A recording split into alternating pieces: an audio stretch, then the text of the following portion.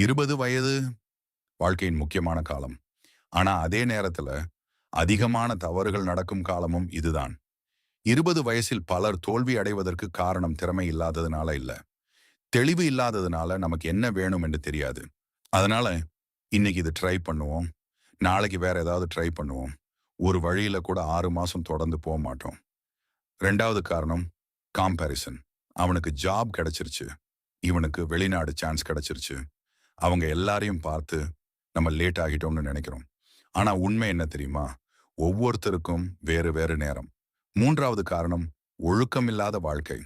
லேட்டாக தூங்குவது, லேட்டாக எழுவது, டைம் வேஸ்ட் அதிகம், ஃபோன் யூஸ் அதிகம், ட்ரீம் அதிகம், ஆக்ஷன் குறைவு.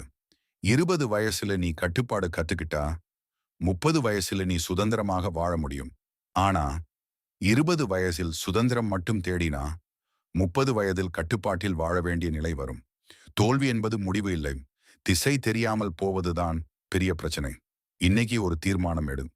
ஒரே ஒரு இலக்கு, ஒரே ஒரு திறன். அதை ஒரு வருடம் தொடர்ந்து செய். அப்போ வாழ்க்கை மாற ஆரம்பிக்கும்.